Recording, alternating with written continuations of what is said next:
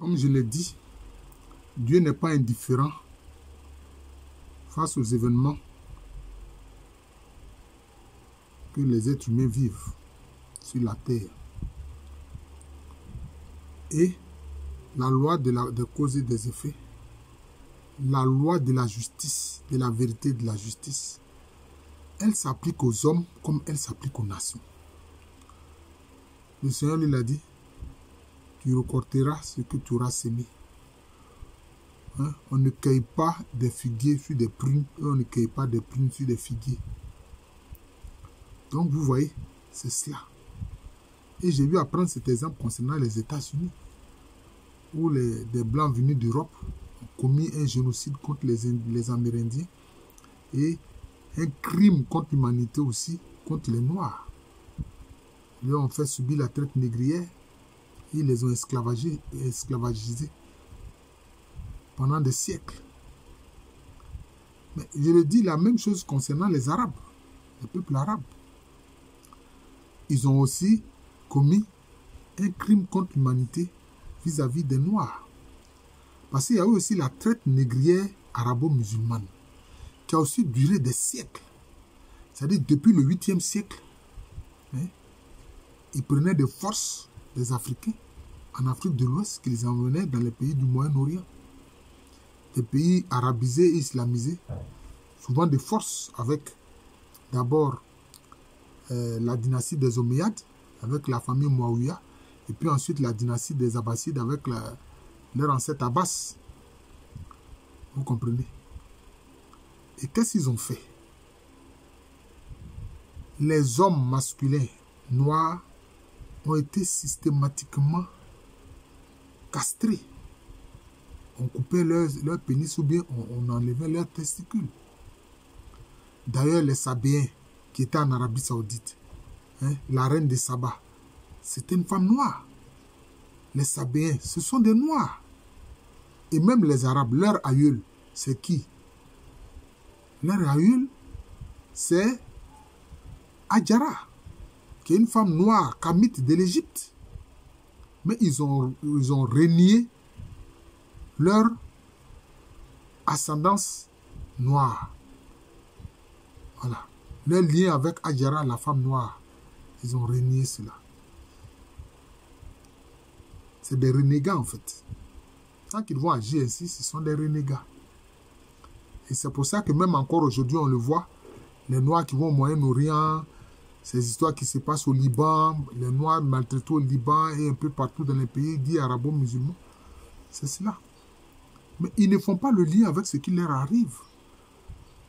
Vous payez cher ce qui vous arrive. Regardez les Libanais.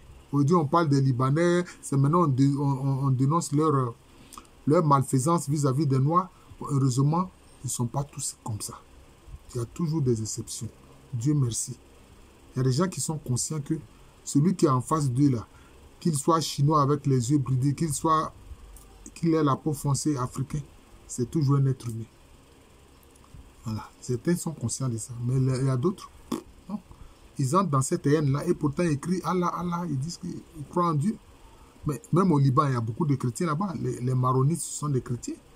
D'ailleurs, qui forment une branche aussi de l'église catholique quelque part. Vous voyez? Mais qu'est-ce qu'ils ont subi eux-mêmes? C'est qu'ils ont appelé la fitna. C'est-à-dire un désordre où ils se sont affrontés entre chiites et sunnites pendant des années. Ils se sont massacrés comme ça. Et la haine entre les chiites et les sunnites est encore là. Regardez la guerre du Liban. La guerre civile au Liban. Comment ils se sont massacrés. Mais si vous avez une haine contre quelqu'un par rapport à sa peau noire, mais vous pourrez avoir la haine contre vous par rapport à des besoins économiques, par rapport à des enjeux politiques, etc. Et c'est ce qui se passe. C'est ce qui s'est passé au Liban. Et c'est ce qui s'est passé dans beaucoup d'autres pays. Maintenant, il arrive que, même pour que vous compreniez que la haine n'est pas bonne et que la violence n'est pas bonne, quelqu'un vienne faire une violence gratuite contre vous pour que vous compreniez. Regardez ce qui s'est passé en Irak. Les États-Unis sont venus faire une guerre basée sur le mensonge. Hein? On a vu un général d'armée venir mentir aux Nations Unies, brandir, comment on appelle ça, une éprouvette pour dire que oui, voilà la preuve de l'arme de destruction massive de Saddam Hussein. Mais cette guerre que les Américains, cette guerre vraiment idiote que les Américains ont eu à faire en Irak, ça fait combien de morts? Cela a causé plus de 4 millions de morts. Donc voilà, vous êtes en train de payer les morts que vous avez causés contre les Noirs par rapport à la traite négrière. 4 millions de morts. Et dans ces 4 millions de morts, on compte 500 000 enfants qui ont été tués. Il y a un journaliste qui a posé la question à Madeleine Albright, qui était un officiel des États-Unis. Il dit, mais votre guerre contre l'Irak, là, ça a causé la mort de 500 000 enfants. Est-ce que ça valait la peine? Elle dit oui, que c'était utile. Elle a dit que c'était utile. C'est ce qu'elle a dit, que c'était utile. Comment est-ce que ça peut être utile? Comment est-ce que ça peut être utile de tuer 500 000 enfants? Mais la guerre aussi contre la Syrie, ça a été des milliers de morts. Et aujourd'hui, Al-Qaïda, soutenu par le Qatar, l'État islamique, soutenu par l'Arabie Saoudite. Mais ceux-là, ils ont fait des milliers de morts dans le Moyen-Orient. Daesh a fait des milliers de morts contre des chrétiens, chaldéens, etc. en Irak et en Syrie. Contre les Druzes, contre oh, cette religion-là. Vous voyez? Ils ont commis des crimes inouïs. Mais c'est un paiement de ce qu'ils font, de ce qu'ils ont fait. C'est pour ça qu'ils subissent tout cela. Regardez la guerre au Yémen. Regardez la guerre au Yémen. Voilà. C'est ça. Des bombardements intensifs qui ont fait des milliers de morts. Vous êtes en train de payer indirectement, mais le problème c'est que les gens ne font pas le lien entre les agissements passés et puis les souffrances qu'ils subissent aujourd'hui. Je dis bien, une nation aussi paye le prix de la justice, hein, du sémé récolté, de ce que les Asiatiques appellent le karma. Les nations aussi payent ça. Les nations aussi payent ça. C'est comme ça. C'est comme ça. Et c'est ce qui se passe. Regardez ce qui s'est passé au port de Beyrouth, au Liban. Ils ont stocké du nitrate d'ammonium dans le port. Parce que le nitrate d'ammonium, on peut s'en servir pour faire des bombes. Mais ça a explosé, ça détruit totalement le port, ça a fait près de 200 000 morts. Non, pas 200 000 morts, plus de 200 morts, pardon. Ça fait plus de 200 morts. Et actuellement, il y a des milliers de morts dans la guerre au Yémen. Et maintenant, qu'est-ce qui se passe? J'ai vu aussi, hein, on peut payer le prix du semé récolté de façon indirecte par quelqu'un d'autre. Regardez la guerre destructrice que Israël est en train de faire au Moyen-Orient. Vous voulez vous venger du Hamas. Ok. Mais il ne faut pas bombarder les civils. Les militants du Hamas, les combattants du Hamas, on sait où ils sont. Mais c'est ceux-là qu'il faut aller affronter. Mais malheureusement, Netanyahou a fait ce que les Américains appellent un carpet bombing, c'est-à-dire un tapis de bombes. C'est-à-dire qu'un espace est bombardé sans qu'un seul point ne soit laissé. Mais quand c'est comme ça, là, des civils vont être tués. Et c'est des milliers de morts civils. C'est pour ça que certains dénoncent cela. Et moi avec. Il faut faire la guerre contre des combattants, mais pas contre des civils. Voilà le problème. Voilà. Les Arabes sont en train de payer le prix de leurs crimes depuis des siècles. Ils payent le prix de ça. Voilà, les Yézidis. Les Yézidis. Mais Daesh a massacré les Yézidis. Ils ont esclavagisé les femmes Yézidis. Ils les ont violées. Ils ont enlevé de force des enfants Yézidis. C'est ce que Daesh a fait. Mais Daesh est financé par qui? Par l'Arabie Saoudite. Al-Qaïda est financé par qui? Par le Qatar. Et c'est ceux-là qui sont venus faire la guerre contre leur frère Kadhafi. Même les forces spéciales du Qatar étaient dans cette affaire en complicité avec l'OTAN. C'est ça. Tu récolteras ce que tu auras semé. Que ce soit individuellement, que ce soit un lignage, une famille, que ce soit une nation, un peuple, c'est comme ça.